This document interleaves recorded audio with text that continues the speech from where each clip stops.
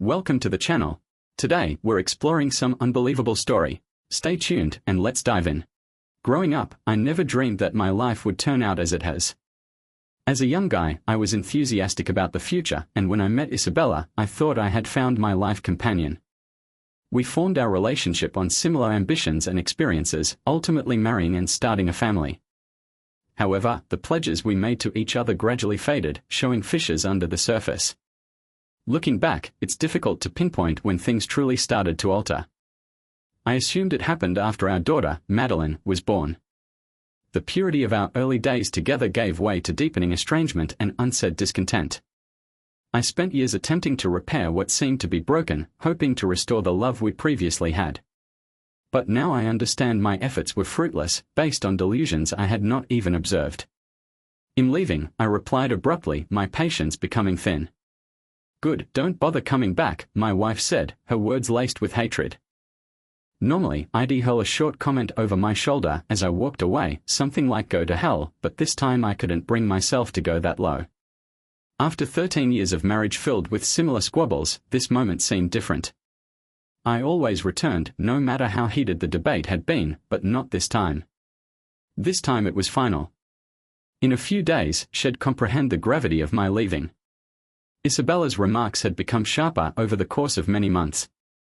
At first, I couldn't make sense of her increasing fury, which seemed like an unexpected storm. I felt myself retreating, spending more and more time outside the home to escape her harsh comments. The leftovers were already in the garbage by the time I got home, often after they'd finished eating. I'd become invisible in my own house. My name is Thomas Carter. Technically, it's David Thomas Carter, but my father's name is also David, so they named me James from the start to prevent confusion. No, I am not a junior. My dad's name is Robert Jonathan Carter. I'm not sure why he didn't make me a junior. I wouldn't mind being nicknamed Junior or DJ, but it's James or nothing. Yes, I am Polish, officially, I am an American of Polish origin. Yes, I have heard all the jokes. Maybe not all of them, since they tend to come up with new ideas every year. As the only person of Polish heritage I know outside my father, in this little town of around 15,000 people, I've been the subject of several jokes. Technically, I am just half Polish. My mother's side is German, French, Irish, and English, but since my surname is Wright, I'm considered a Pole. My wife, soon-to-be ex-wife, wasn't who I imagined she was. I discovered out just 6 weeks ago. As I previously said, I had been spending more and more time away from her due to her aggressive conduct. After many nights of going without meals, I decided to dine out one Tuesday evening. I was sat in a booth, about to order, when I overheard two men conversing in the table next to mine. My ears perked up when I overheard someone mention the word Pole. I focused in on the conversation and heard one man ask, "So, how long have you been seeing Pole's wife?" The other man replied, "Since they got married. In fact, I slept with her on their wedding day, and he didn't know a thing." The first man continued. I didn't recognize the first man's voice, but the second man's voice belonged to Nathan Brooks, my closest buddy. I was astonished. They continued chatting, but I couldn't understand anything else until Aaron added, "We meet up at least twice a month. James is so obsessed with his cars that he doesn't even notice." Idiot. Just then, the waitress arrived to take my order. I gently murmured, "Sorry, I have to go." I walked away from their booth so they wouldn't see me. I could not believe it. My wife, Isabella, and my closest buddy, who was even the best man at our wedding. He is also my mechanic and will be for a long. Technically, he is not my mechanic. He is an independent contractor that solely repairs all of my vehicles. In case you hadn't guessed, I operate a used vehicle dealership. Yes, I am a used vehicle salesperson.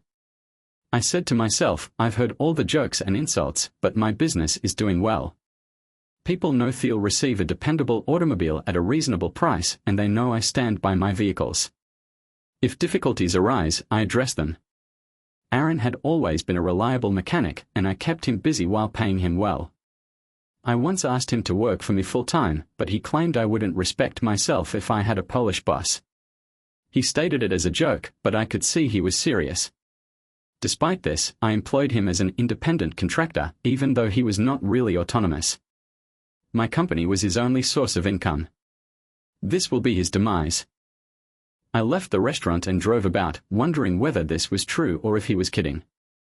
I could have hired a private investigator, but if Aaron's claim was correct, they only met twice a month. I considered if this was a waste of money. But I could check Isabella's phone and email, which I chose to do.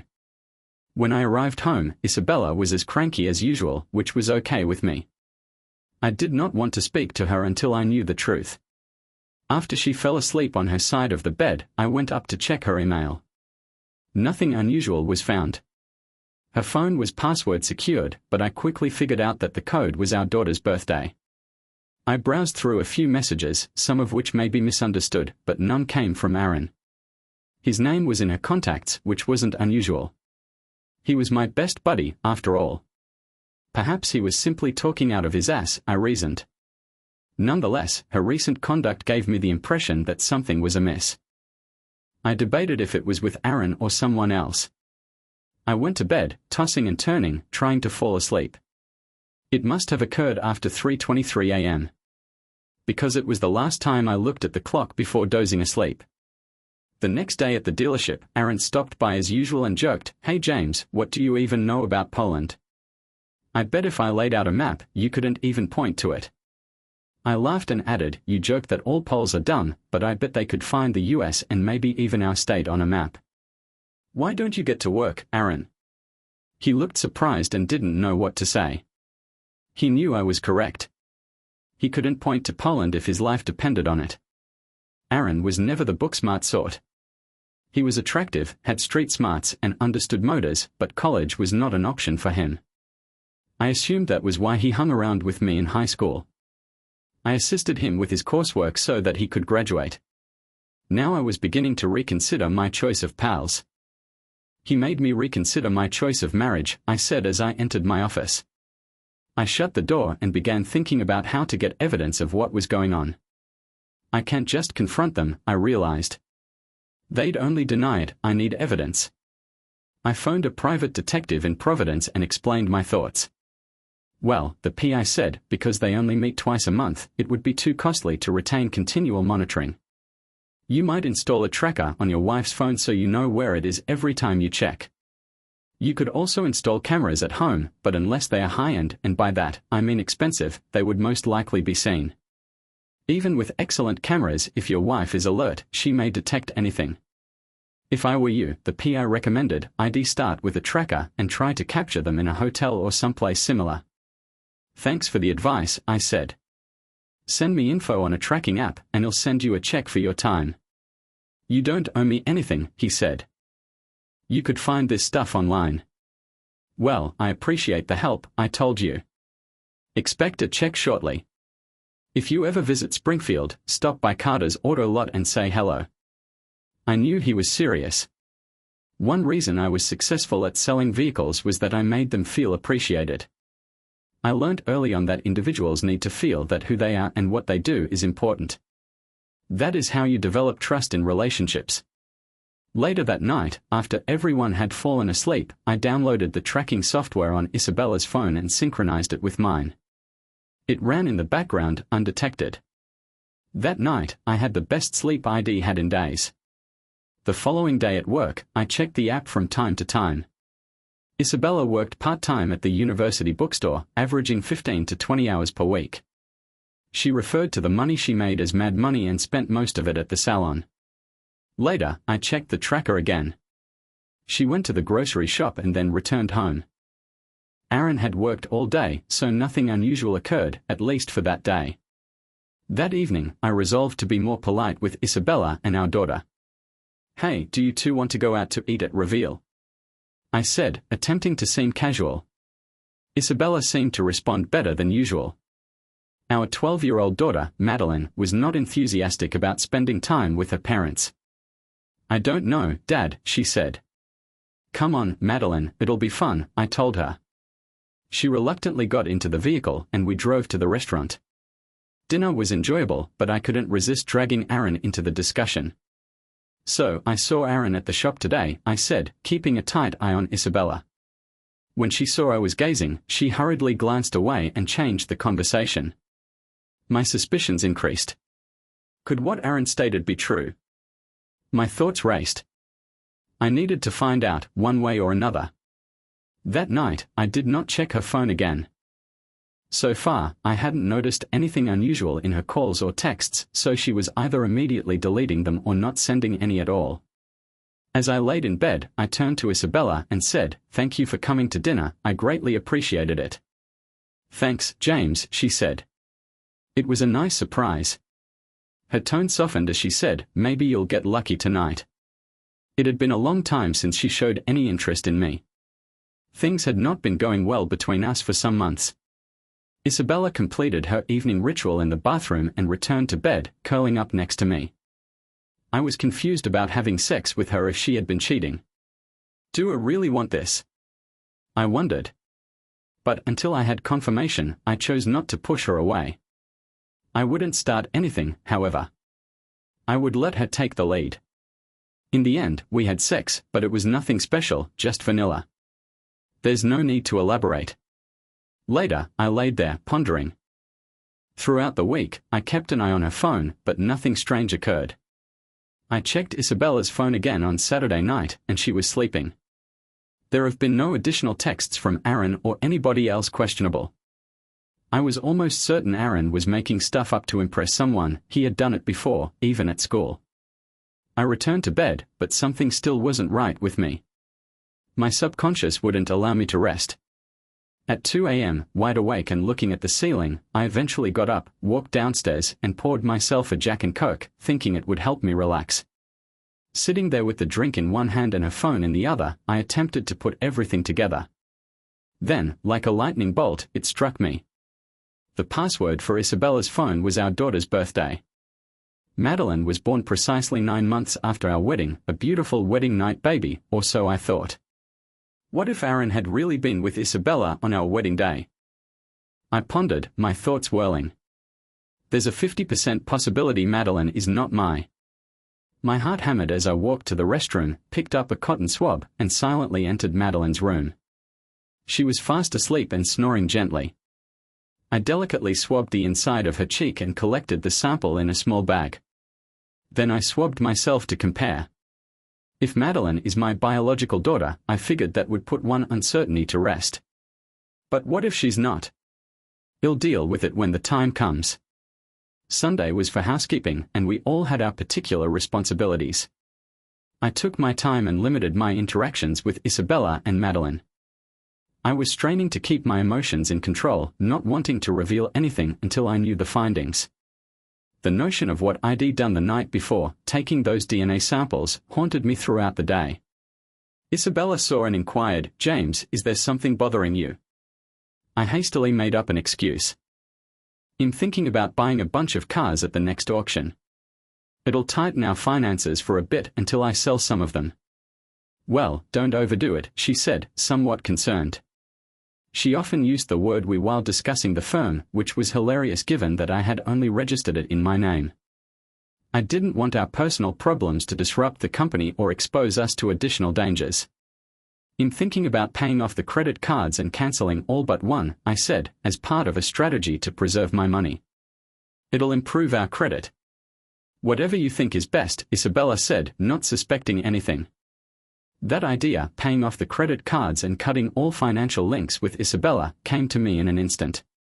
It was a precautionary measure in case my suspicions were correct. I brought the DNA samples to the university early on Tuesday morning and spoke with someone in the scientific department. They directed me to the department director, who assured me that they had the resources to do the exam. "We've got a strong program in cellular and molecular biology," he told me. "We'd be happy to help." I gave out the samples and some business cards. "Anyone who works on this gets 10% off their next car purchase," I said, still thinking about the company.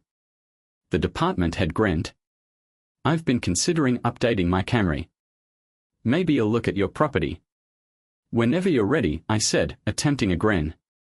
I left the institution feeling overwhelmed by the possibilities of what the DNA findings may disclose. This may be the end of my marriage, I reflected. When I arrived home, I maintained a neutral expression and informed Isabella, "I'm thinking about buying new cars to fill the lot."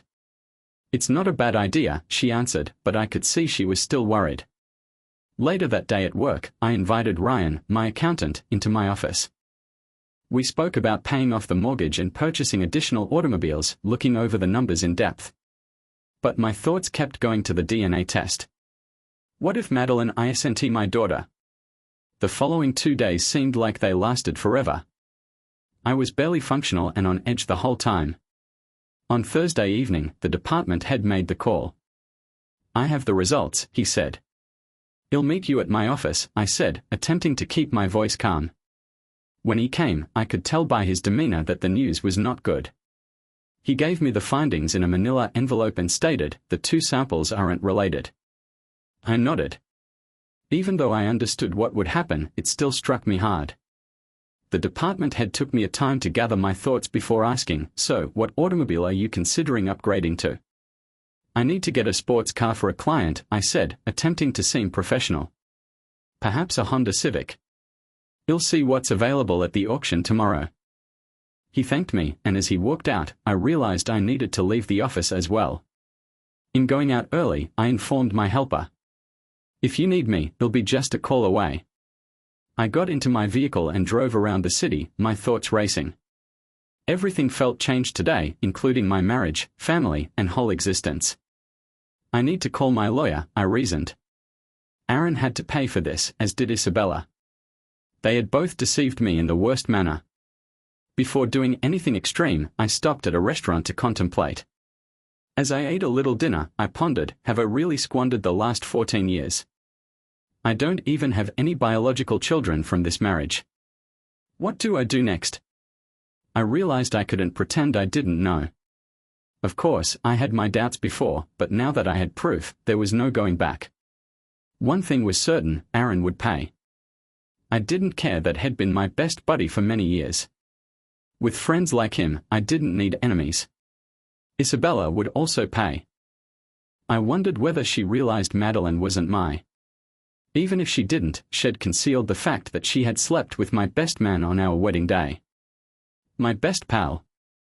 I had no reason to question what I had heard. She'd been seeing him at least twice every month. My temper surged, and I knew I wanted to be alone before losing control. I knew I should have contacted Isabella and told her I wouldn't be home that evening. There was no way I could return. I was extremely upset, and I was considering doing something that would land me in jail. So I called her number. "Hello," Isabella responded. "Hey, I'm staying in Providence tonight so I can be ready for the auction at 8 a.m., I remarked, attempting to seem cool. "That's okay. Bon voyage," she said curtly. I didn't usually travel to Providence for auctions, so this was uncommon. I wondered whether she'd take advantage of the fact that I'd be out all night. She'd have to explain Madeline's disappearance to my parents, which would not be easy. I intended to monitor the phone tracker throughout the night to see if she went anywhere. I drove to Providence intending to purchase at least 20 automobiles, including a Honda Civic. I had arranged for them to be delivered to my lot after the auction, but the concern in my mind was who I could trust with mechanical checks. Aaron wouldn't receive any further work from me after his present repairs were completed. When he heard I purchased 24 automobiles, I thought, he'll see money signs and wonder how much he can charge me, but that wouldn't happen, so I'd keep it quiet until the last minute. I intended to approach a local auctioneer to suggest someone trustworthy to evaluate the automobiles before delivering them to my tiny town. I landed in Providence at roughly 9 a.m. I booked at a Holiday Inn. Even as the owner, I couldn't justify spending corporate dollars on an expensive hotel. The accommodation was nice and the bed was adequate. That was all I needed. I am a simple individual with basic wants. When I entered the room, I quickly checked Isabella's phone tracker. She was still home, or at least her phone was. Sleep did not come easily that night. I kept wondering why she did what she did. How could she rationalize sleeping with him on our wedding day, much less seeing him twice a month for years? I started to doubt our whole marriage. It was never flawless, but I believed we loved one another. Now I see the error began from the beginning. Things were difficult in the first several years after the wedding. We did not expect to have a kid immediately soon. We had intended to wait 3 or 4 years before beginning a family. We had decided on 3 children before the wedding, but Madeline's birth altered everything. Finding out that my closest buddy had shattered those ambitions rendered the difficulties of the previous 13 years useless. There had been pleasant moments, but they were now overshadowed by the discovery. If Isabella had not slept with Aaron, she may have had a kid with me. Perhaps she wouldn't have had such a rough pregnancy and kid, making her desire nothing more. Aaron shattered my life by seducing my wife on our wedding day. He now enjoys her company twice a month, most likely laughing at me the whole time. He must pay. I considered this while I lay down, attempting to sleep. Anger erupted again, and I needed to calm down or I wouldn't get any sleep. I switched on the television and watched a dumb comedy. The laughing helped me relax, and by 11 p.m., I was ready to sleep. The auction went nicely. I bought wonderful automobiles at amazing rates and met several dealers in the Providence region. There were no Civics at the sale, so I inquired about. 2 dealers had one each, one red and one black. I told them I'd negotiate a deal once I knew what color my customer preferred. Of course, they both answered, "Just let us know what cars you have, and we'll figure something out." I realized I should go to this auction more often. Speaking with other business people motivated me to grow my firm. Furthermore, it took my mind off of my difficulties. Later that afternoon, I met with an attorney. The news was not good. I'd lose half of my property and have to pay alimony and child support. Kid support for someone else's kid. I resolved then that I would not get divorced. Instead, I'd leave her with Aaron's kid. I'd pay off the house's mortgage and she could remain, but she wouldn't be able to sell it since it was exclusively in my name. If I moved out but continued to pay my taxes and utilities, she couldn't claim abandonment and grab everything. I had to find out what to do with my company. It was registered as a company, but if I didn't defend it, I might lose everything. I needed to talk to my business lawyer. When I arrived home that evening, I was fatigued from the long day. "I'm tired," I informed Isabella. "I'm going to take a shower and head straight to bed." "Would you like dinner?" she called after me. "No, I had a late lunch," I explained. At least she thought to ask. The shower felt incredible, as if my concerns were washing away. While I still had problems to cope with, I was getting closer to finding solutions. I fell asleep practically as soon as my head touched the pillow. The last week had been difficult, but now that I had a plan, my mind could finally relax. I awoke early, feeling refreshed, and arrived at work before Isabella and Madeline did. I had a lot to accomplish and new ideas to put in action. When my employees arrived, they found me engrossed in spreadsheets, financial data, and sales estimates. I informed Ryan that I had acquired 23 automobiles and that we would complete the transaction with the dealership in Providence within a week. I also instructed Jessica not to allocate any more work to Aaron and to keep it secret. She gave me a perplexed expression. "You're the boss," she said. "Thank you, Jessica." "You are irreplaceable," I said. At 9 a.m., I phoned my business lawyer for advice on the firm. "Well, your business is registered, but she could still force you to sell it for half its value," he told me. "Have you considered selling it ahead of time?" "No, I have not." "Should I inquired, uncertain. "That would keep it out of her reach," he reasoned. "This business is my life. I can't just get rid of it," I informed him forcefully. "All right, let me think about it and assess the issue." He told me he'll get back to you by the end of the week. This news was devastating. I had worked so hard to make the company what it was. It felt like my child, unlike Madeline, I reflected angrily. Anger erupted again, but I had to remain focused. Being a good business person required putting personal issues aside and focusing on company first.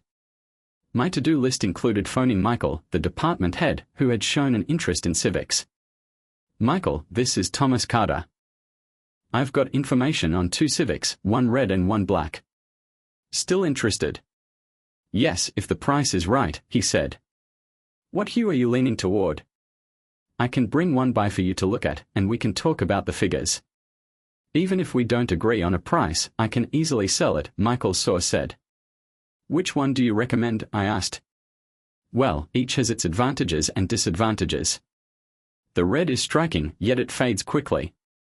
The black seems elegant, but it warms up rapidly in our environment. Will you store it in the garage? The contact inquired. Yes, I can do that, Michael said. Then red is a suitable option since it will not be exposed to much sunlight. I'd go with that, unless you prefer black for its appearance, the contact said.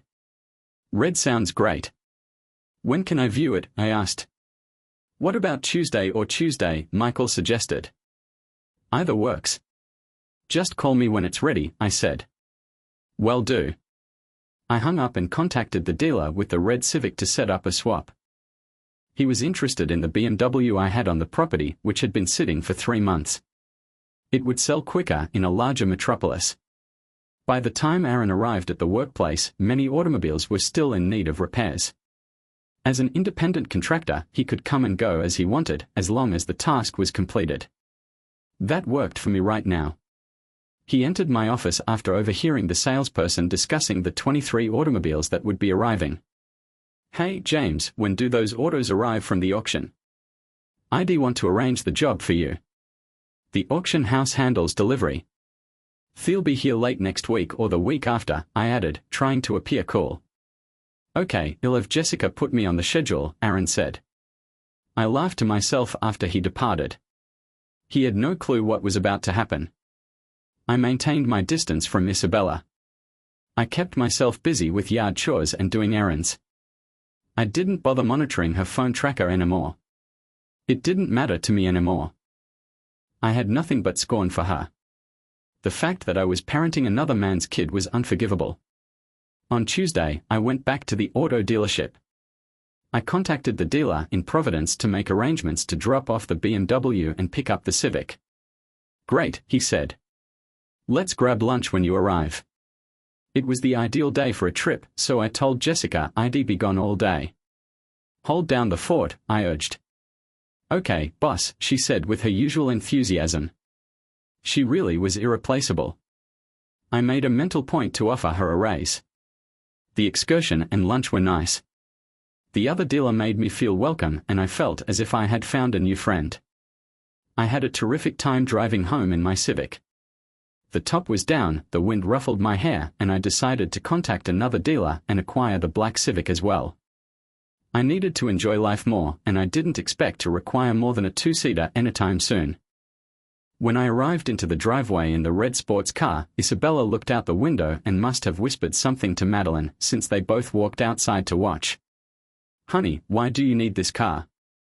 You know we need something with a back seat for Madeline, she added, condescendingly.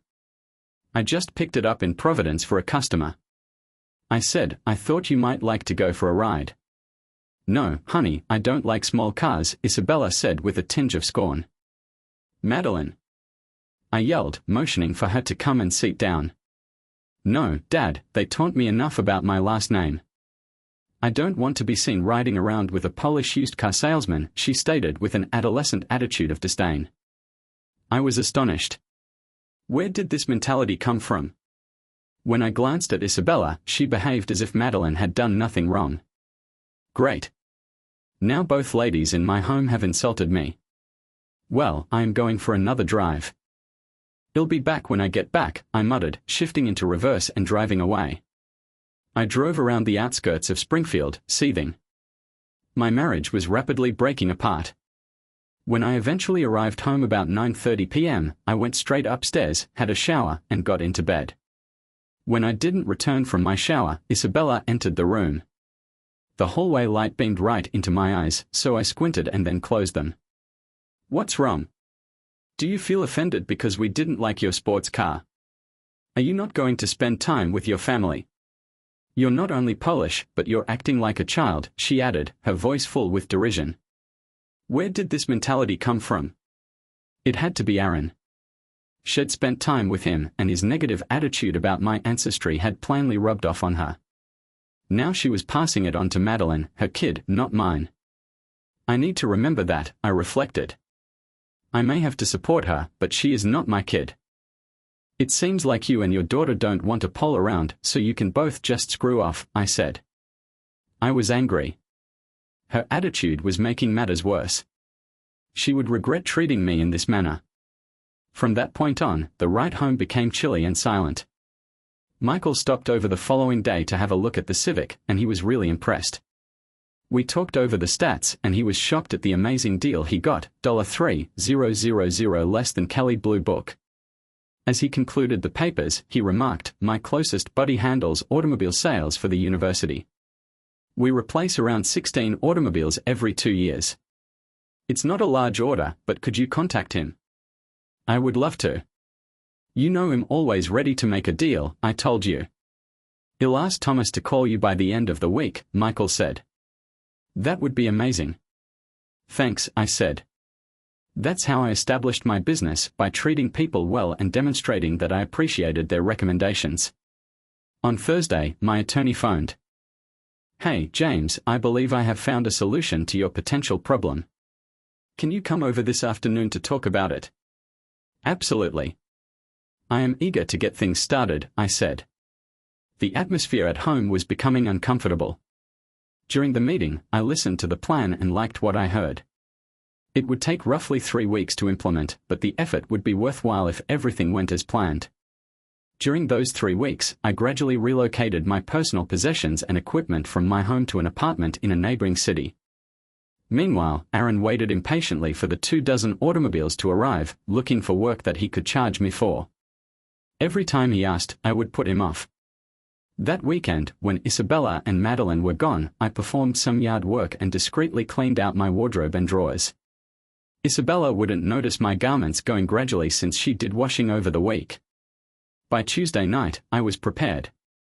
I informed her, "I'm leaving." She began with the same insulting tone, ridiculing me for being Polish and a used car salesperson.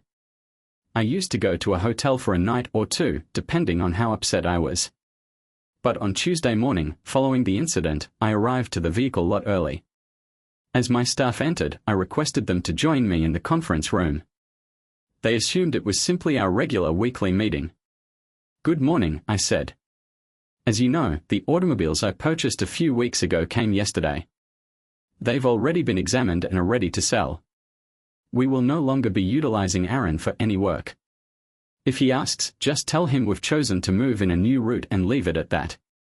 You have all been great. You are like family to me, which makes what I'm going to say very tough."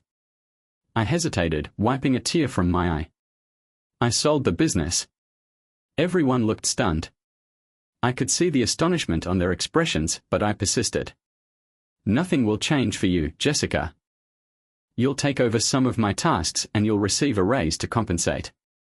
Everyone, despite their amazement, started congratulating Jessica. They respected her and believed she earned the promotion. After the meeting, "Jessica, please come visit me.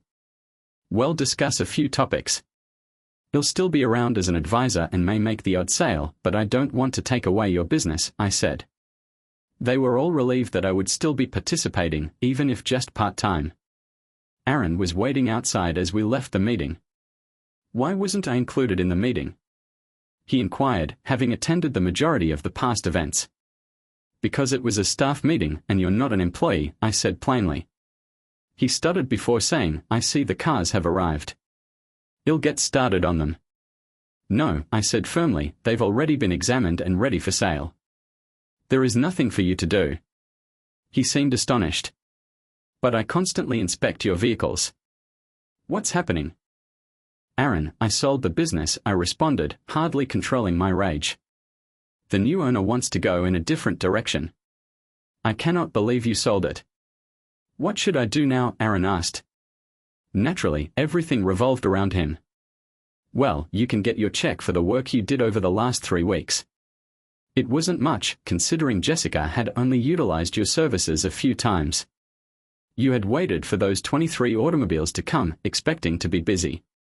How wrong you were." I did not feel sorry for him. In fact, I hoped I could tell him directly that he was a backstabbing traitor.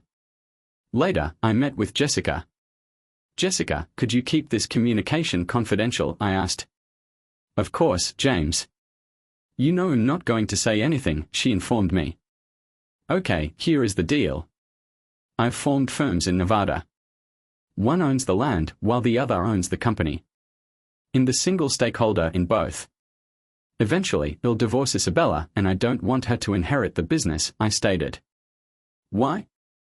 Jessica inquired, appearing perplexed. I have moved out of my residence. Isabella doesn't know yet, but I'm not returning. She engaged in an affair with Aaron. In fact, I'm rather certain Madeline isn't my daughter. She is Aaron's. I'm not sure whether Isabella or Aaron are aware, but they will find it out soon enough. I am not filed for divorce yet, but I will continue to pay the house's utilities and taxes so she cannot claim abandonment and steal everything. I've planned the company's sale so that when the time comes, there'll be left to deal with it. When the divorce is completed, the selling money will be gone. He'll make almost nothing from consulting or infrequent sales. Jessica, you will oversee the day-to-day operations. I said, I completely trust you. Jessica smiled again as I described the new structure, but when she learned about Isabella and Aaron, her face darkened. I held her in high regard, and she was always supportive of me. I have one more task for you, I said. Order fresh signage and letterhead. We're rebranding the company. This will persuade Aaron and Isabella that it is under new ownership. The new name is Phoenix Auto Sales. She seemed perplexed. Helpless. Someday, he'll explain why I picked that name, I said. For now, just know it tells the whole story. Despite her confusion, Jessica trusted me and promised to follow through. After a few words with the staff, I left the office and drove to Providence in my Tesla. About 2 hours into the journey, my phone called. The caller ID indicated that it was Isabella. I did not expect her to call so quickly. This had occurred before. I'd go for a few days, she'd call, we'd chat, and then I'd return. Things would sometimes alter, but would always return to the same pattern. I chose to respond, wondering what she might say. Hello. I said into the speakerphone. James, what's happening? She asked hesitantly. Nothing. I'm driving to Providence, I said bluntly. Why are you going there? She asked. To pick up a car, I told her, without providing any other information. So what I heard wasn't correct? She inquired, her voice filled with uncertainty. It dawned on me, Aaron must have phoned her. She called to get the complete story. I don't know, I said. What have you heard? Aaron phoned me. He said you sold the business, she responded. Why is he calling you? I asked, taking her off guard. She stumbled over her words. He's your best buddy, correct? He wondered if I knew what was going on. Best friend, I scoffed. That was a joke for him. I was simply a dumb Pole who had no idea what was going on behind my back. Apparently, my family was embarrassed that I was a used car salesman, I said cynically. Yes, I sold the firm. Now you won't have to bear that burden anymore, I remarked bluntly. Shouldn't we have spoken about this first? She inquired, her voice filled with dread. I don't care about that, I said. This is my business. I constructed it before we got married. I can sell it anytime I want. I simply hope the new owner treats my former staff properly. So, did you receive a fair price for it? She inquired, moving her focus to her quality of life. I didn't care about that, I said. I realized I needed a change. After a few weeks off, he'll begin searching for a new work. How about the mortgage? She pushed. Oh, I used the money to pay off my home. You don't have to worry about that right now, I said. You'll just need to cover the utilities and taxes. What about groceries, gas, and insurance? She inquired, almost frantic. Oh, I guess I'm just a stupid Pole, I said sarcastically. I didn't think about that. Perhaps you might take up extra hours at work. When are you coming home? She inquired, despair seeping into her voice. I'm not, I said quietly. I told you I was going that night, and you warned me not to come back, therefore I will not be returning. Don't worry, we'll find a method to hide the utilities so the electricity isn't turned off. You can't do this, James, she said. I already have, I said, my tone tightening. How about your daughter? You mean Madeline, the girl who is embarrassed of her last name and the fact that her father is a used car salesman, I responded, resentment slipping in. James, she's only 13. You can take that to heart, she continued, attempting to guilt me. It doesn't matter anymore. I'm not coming back, so none of you will have to be humiliated by me again. I hung up and switched off the phone, allowing her to stew. I knew she'd be upset if I didn't return her calls. After calming down, I enjoyed the journey to Providence, figuring her next phone would be to Aaron to tell him what I had said. When I arrived, I switched back on my phone. 5 messages, 3 from Isabella, 1 from Aaron, and 1 from Jessica. I phoned Jessica immediately away. Hey, Jessica. Sorry, my phone was turned off. I'm avoiding some unwanted calls, I said. Yes, I understand. Your wife has also been phoning me, and Aaron called to ask if I knew where you were. I told them you don't come around here anymore, she said. Thank you for covering for me. If they keep bothering you, just tell them you'll report it as maltreatment, I said. James, you may feel alone right now, but we're your family, she told me softly. Thank you, Jessica. You always say the correct thing. Your spouse is a fortunate guy. Trust me, he knows, she answered, laughing. After hanging up, I considered calling Isabella or Aaron, but decided against it. Let them stew. I made my way to the parking lot office to speak with the owner. I delivered the Tesla and gave over the keys to the owner, who examined it and appeared quite satisfied. I could sell this in a week, easy. You sure you want to trade? Feels like I'm getting the better end of the deal, he joked. I'm not after the money. Just want a sports car, I told him. A half hour later, I was driving north to Phoenix in a convertible. For the following 3 weeks, I explored northern New Mexico, Arizona, Utah, and Colorado. I stayed in contact with Jessica in case she needed anything, but after everything was resolved, I traveled west. Of course, Isabella and Aaron continued phoning, first unhappy, then sorry, and then outraged. I listened but did not care. I chuckled when they informed me my credit card had been terminated. Aaron even phoned to say I was a bad person for abandoning Isabella. That made me chuckle more. I received a note from my lawyer stating that Isabella had threatened legal action if I did not contact her. I quickly phoned him back. Did Isabella really threaten you? I asked. Yes, but do not worry. He informed me that as long as you continue to pay for the home, she does not have a case. I've got something better, I said. A recording of her telling me not to come back. Perfect. Send it to me. If she pushes any further, I will use it against her, he said. I spent the following 3 months traveling throughout the Southwest, Denver, Salt Lake City, the coast, Los Angeles, and Las Vegas, enjoying the journey. The convertible wasn't the most comfortable option, but it was enjoyable. People spotted me, including several ladies, but I wasn't interested. I was still married, however complex it was. After 3 months and 8,000 miles, I returned to Springfield's dealership. Everyone welcomed me back. Jessica welcomed me with a big grin and a hug. We discussed and I recommended that the crew go out for food and beverages. She agreed to shut the business early. Later, I met with my attorney. Isabella attempted to claim abandonment while I was gone, but he stopped her. We discussed the next steps. At 5 p.m., I met the crew at Rank for supper. After about an hour and a half, people began departing, leaving just Jessica and myself. She glanced at me and said, James, you aren't helpless. You just trusted the wrong people. I grinned. So you figured it out.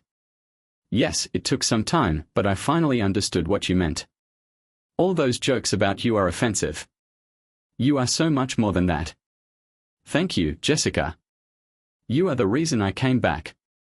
You did not fill my shoes. You created your own, I said. I had a great mentor, she said. We embraced and she went to meet her spouse. I returned to my flat, which had not been aired out in 3 months. After opening the windows, I took a drink and sat on the patio. I thought about Isabella and how our dreams had vanished. Around 8:30 p.m., I decided it was time to go home. Technically, it was still mine since I purchased it before we married. The yard was overgrown and the home seemed neglected. When I knocked, Madeline responded, surprised to see me. Dad, she stammered. Is your mother home? She summoned Isabella, who emerged from the kitchen and yelled, "What are you doing here?" "Just traveling," I answered casually. Then Aaron emerged from the bedroom, wearing just his underpants. "Ah, the whole family's here," I commented dryly. Isabella was perplexed, while Madeline felt uneasy. "Aaron moved in because we needed help after you left," Madeline said sadly. "Well, you're misinformed," I said. "Aaron was never my employee, thus I did not terminate him. And all the bills have been paid." "How about food and gas?" Isabella yelled. "We have been battling, James. You held a job. Wasn't that plenty for groceries? Do you think you'll just move back in?" Isabella demanded. "No," I said firmly.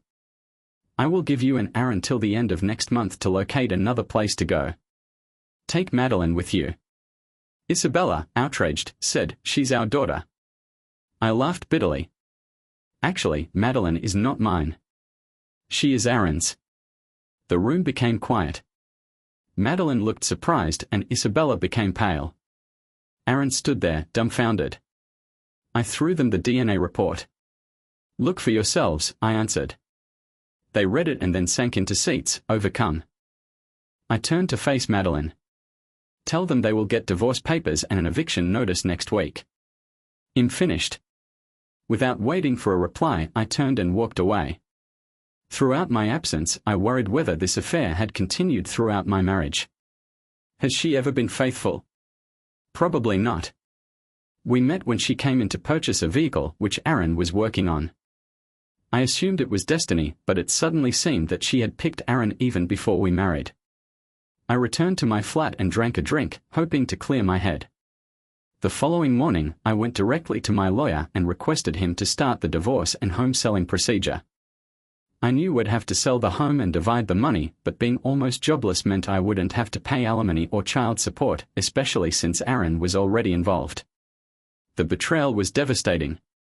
It would be a long time before I could trust anybody again, whether they were men or women. Maybe I needed to consult a therapist, but for the time being, I returned to work at the dealership, this time as a salesperson rather than the boss. I informed the team that I simply needed one sale each week to pay rent and food. That was plenty for me. Regarding the court-ordered child support, I insisted on paying the absolute minimum. As the divorce progressed, Isabella engaged a lawyer. I wasn't sure how she could afford one. Maybe the lawyer was working for gratis, but they didn't look too carefully into my money. My lawyer had ensured that everything was properly safeguarded. The team informed me that Aaron had visited practically every day while I was away, attempting to persuade Jessica to hire him. She had no problem turning him down every time. He eventually gave trying, and I heard the only employment he could find was at Quick Fix Garage, doing short oil changes for $13 per hour. I phoned a realtor and notified Isabella that the home was going on the market. She had already received the eviction notice, so she would have to go before the home was sold. One evening, there came a knock at my door. Of course, Isabella was the one. "What do you need, Isabella?" I inquired harshly, opening the door. "Can we talk?" she inquired, her tone quieter than usual. "I do not believe that is a good idea. We're in the middle of a lawsuit," I reminded her, maintaining my distance. "Come on, James. It's just me. No attorneys. Can't we sit down and chat civilly?" she pleaded. I paused for a second. "Fine, but let us go to Denny's." "There will be witnesses," I added, making it plain that I did not totally trust her. I did not trust her enough to spend time alone with her. We sat at a Denny's table, and after exchanging pleasantries, I inquired, "Why, Isabella?" She stared at me, paused, and then added, "The simple answer is, I liked both of you and couldn't decide." "So you dated both of us at the same time?" I asked, trying to remain cool. She glanced down at the table, humiliated. "Yes. But Aaron warned me not to tell you because he knew it would damage our relationship. He expected it to have an impact on his job. So, when I asked you to marry me, why did you accept?" I pushed. "Because I loved you," she whispered with tears in her eyes. "And Aaron?" I asked, still pressing. "I loved him, too, but I knew he'd never make a good spouse. When you asked me to marry you," she said shakily, "Aaron and I decided to terminate things. I wanted to concentrate on us and the wedding." So, on our wedding day, while having sex, you stated, "I'm marrying James, but you're still my guy." I struggled to control my rage. Isabella broke down in tears. "James, everything was wrong," she cried. "What went wrong, Isabella?" I asked, attempting to maintain my composure. I didn't want to lose him, nor did he want to lose me. I simply wasn't sure how to let him go. "Well, congratulations," I said. "Now you guys have each other. You even have a kid together. By the way, fantastic work on the name, Madeline." Isabella, still weeping, said quietly, "I didn't know. I didn't realize Madeline wasn't yours." I took a long breath, attempting to relax myself. I had a lot of time to contemplate while traveling for 4 months. I pieced things together. I halted and gave her a careful look. "So, Isabella, why are you here? What do you really want?" She dried her tears and spoke softly. "I wanted to tell you that I still love you, James." I exhaled and leaned back. "It is good to hear that, but I don't believe you understand what love is. I loved you more than anything. I would do anything for you, but you can't say the same." She shook her head and cried more. "I loved you, James. I did, but I made many errors. I can't undo them. I think you loved me, Isabella, but not in the same way I loved you. So now, I don't love you any longer. I did, but now I just feel scorn." Her face indicated that she had finally recognized our relationship was ended for good. "There will never be us again, Isabella," I remarked gently but firmly. After a pause, I posed one more question: "Have you and Aaron ever truly stopped seeing each other?" I already knew the answer, but I wanted to hear it from her. She paused, chewing her lip, before deciding to be honest. "We never really stopped. We had our lulls, but we still met twice a month." It stung to hear her acknowledge it, but yet, I felt relieved. At least she was finally being truthful. I pushed on. "One more thing. Your attitude toward me shifted dramatically around a year ago. You've been so harsh." Isabella, the scorn was clear. Her cheeks went scarlet from remorse. After a minute, she said, "Aaron began pushing me to do new things. He preferred a manager choice, but not with you. He continued pushing on it, which made me detest you even though you had no clue. I know it seems insane, but I began resenting you for not being the kind of person to consent to anything like that." I couldn't believe what I heard. "So, did you follow through with it?" I inquired, knowing full well that the response would be irrelevant. "No," she said, shaking her head. "I considered it, but I couldn't do it. And then you left, and everything fell apart." "Well, now you can do whatever you want," I remarked, getting up. "I do not care anymore, Isabella. None of this matters to me right now." I threw some money on the table to pay the bill. "We're done here." We both realized it was finished. As we went to our automobiles, there was nothing more to say. 4 months later, we appeared before a judge and our divorce was formalized. Aaron was waiting for Isabella as I exited the courtroom. He approached me hesitantly. "James," continued the gentleman, "maybe we can grab a drink, to settle things the old-fashioned way." I looked at him, shocked by his bravado. But by then, all my rage and hostility against him and Isabella had subsided. They weren't important to me anymore. I nodded. "Sure," I said, "why not?" We sat down for a drink, and I knew it would be the last time I had to deal with any of them. They might have one another. Allow them to live in the disaster they've made. As I departed, I considered how Isabella would have to adapt to a lesser quality of life. She and Aaron would not have it easy, but it wasn't my concern anymore. I was free. I may be a lot of things: Polish, a used car salesman, but one thing was certain: I had my dignity, and from now on, I was going to live life my way. Thank you for watching. Do you believe he made the correct decision? Let us know in the comments and remember to like and subscribe.